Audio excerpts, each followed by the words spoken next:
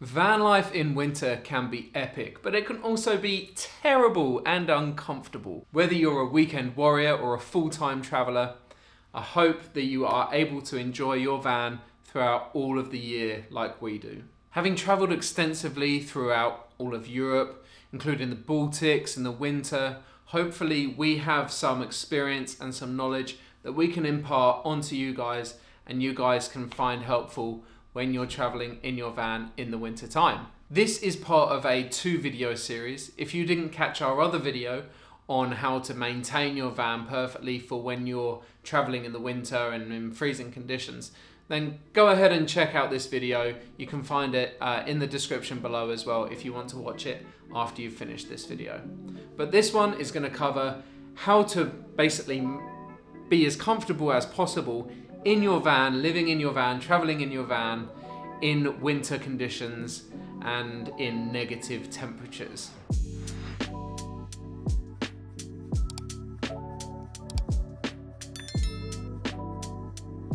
Oh yes, welcome back to the channel guys. If you're new around here, my name is Sam, my wife is Gabi, and for about the last 7 years we have had self-converted camper vans and we have travelled all over Europe. We lived in Sweden for a bit and we spent a whole winter in Sweden. Now we didn't live in the van, but we have lots of tips and advice that hopefully will help you guys if you are going into a cold climate in your camper van. The first thing on my list is heating in your van. The first time Gabby and I went away in our first van was up to the Lake District in February. We didn't have a heater in the van, and when we woke up in our first morning in the van in the Lake District, the very first time we went away in the camper van, it was -2 degrees outside and 4 degrees inside the van. Since then, we've never had a van that hasn't had heating. And soon after we came back, I installed a death trap of a gas heater in that van. And it did us well for a time. We even moved to Sweden in that van, and we stayed in Norway for a couple of nights going to a swing dancing festival, and it was -16 degrees outside. So yeah, at least that heater took the chill off, let's say. But if you don't have a heater, I would highly recommend installing a diesel heater in your van. They're not very expensive, they're very efficient. There's a bit of noise to them, especially with the fuel pump, but you can get silent fuel pumps and they are super toasty.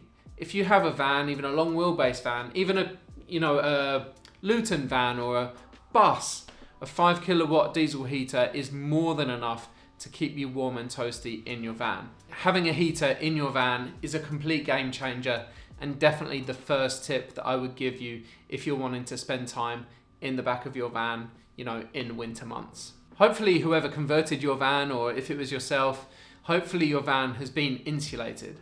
All of our vans have had insulation in the walls, in the ceiling, in the doors, and indeed in the floor. We have 25mm of Celotex in the floor of our vans. But still, sometimes when you get up in the middle of the night to go to the loo or whatever, the floor can feel pretty cold still. So I would absolutely recommend a cheap rug to throw down on the floor. It just takes off the chill of the feeling of the floor, same as if you have tiles in the floor in your bathroom like we used to here in our bungalow.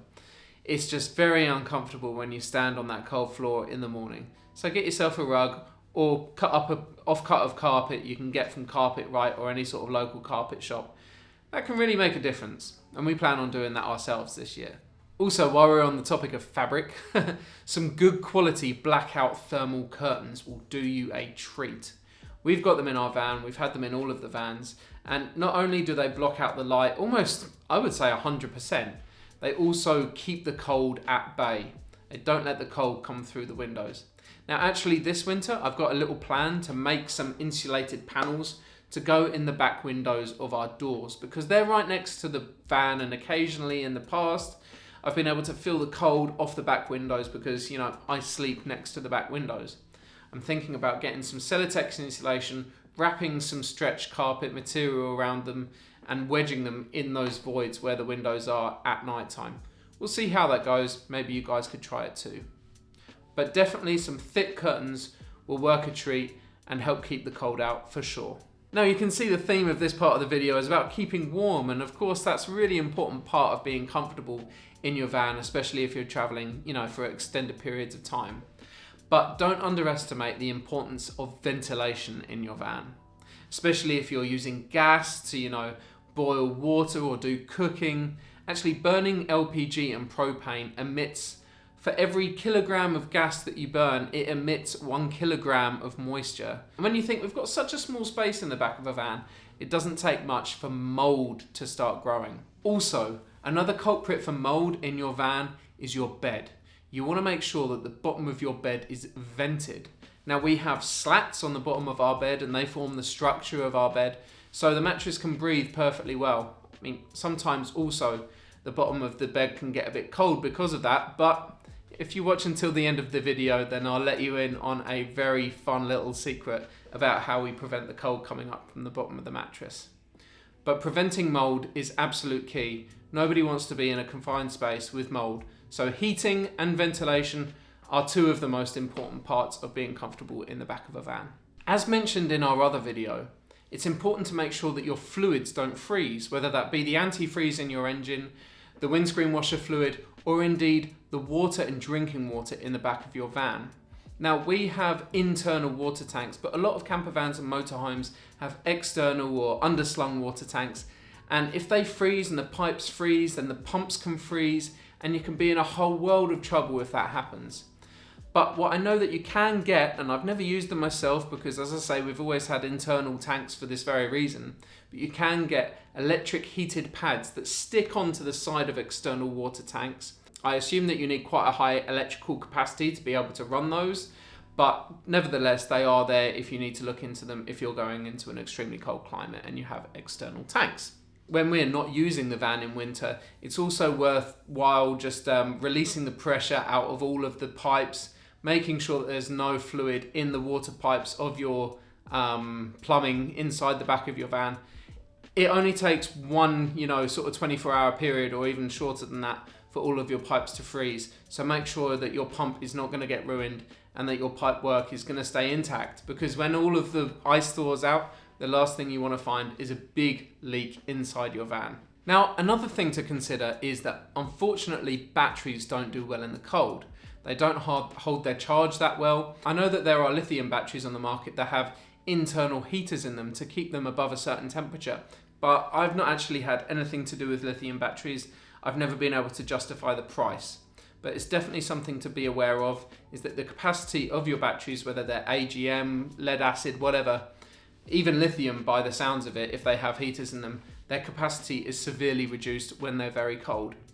Now, in the winter, if it's snowing especially, even with no snow, your solar panels on the top of your van aren't going to do that much good, because the sun is going to be lower in the sky, it's going to be up for less part of the day. So you want to perhaps consider having a secondary or third way of charging your leisure batteries in your van. Now, we have a split charge relay in the van, so that charges the batteries when we're driving, but if we're not driving for that long, then we would like another way to charge the batteries. So just recently I've invested in a portable electric hookup, which means basically I can plug in a house or in a campsite and get 230 volts or 240 volts inside the van, maintain the battery voltage, and also run all of the appliances in the van off that hookup. We've never actually needed that before. We've always been off grid and been absolutely fine, but I thought, belt and braces, let's get it this time. It will be sod's law that we'll need it and we won't have it. So this brings me on to my last nugget of knowledge, and probably the best tip in the whole video. And that is how we keep warm in bed. I don't know about you guys, but when we've been in freezing, negative temperatures in the van, you can have a really thick duvet on, lots of blankets and what have you, and feel very warm when you're underneath the covers. But as soon as you move, that bit of bedding feels ice cold, and in some cases can actually feel damp when in fact it's just cold. I think that we've come up with a solution, and it's been staring us in the face for a couple of years. At home here on our bed, we have an electric blanket. And I have looked at that electric blanket and I've seen that only draws 90 watts. 90 watts divided by 12 is something like 7.5 amps. If we take into consideration some lack of efficiency because we're having to use the inverter if we're off grid, let's say that's 8 amps, then we can use that for about 12 hours, I think, if we reduce our 200 amp hour battery bank down to 100 amp hour. I couldn't believe when I figured this out. And I thought, why haven't we been doing this in the past?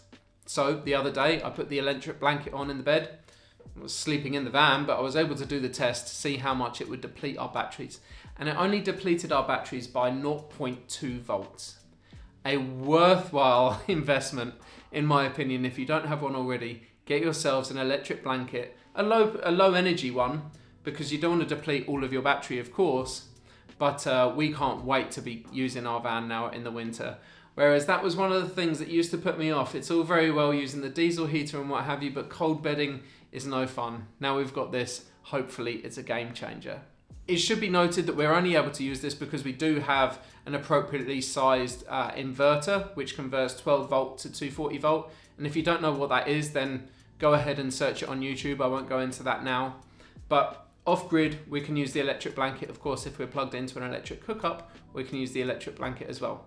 So really looking forward to that. It prevents the cold coming up from the garage area and making us cold in the bed and making the mattress cold, and it just keeps us cozy. And I can't wait to use it. Oh, we got in the bed for 10 minutes and it was unbelievably cozy. So really excited to experience that in the proper winter weather next month. Of course, there are also hot water bottles and these sorts of things that you can use in the van. These are tried and tested, but of course, hot water bottles don't last all night.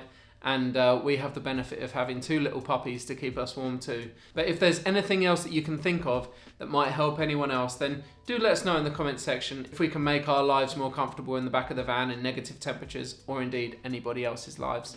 But hopefully these tips have been useful for you guys. Hopefully you can use them in your own van this winter, and hopefully you can enjoy living the van life all throughout the year like we do. Thanks a lot for joining us in today's video, guys. And if you enjoyed it, if it was informative, then perhaps hit the subscribe button, give us a thumbs up, and we'll see you on our travels very shortly. See you soon.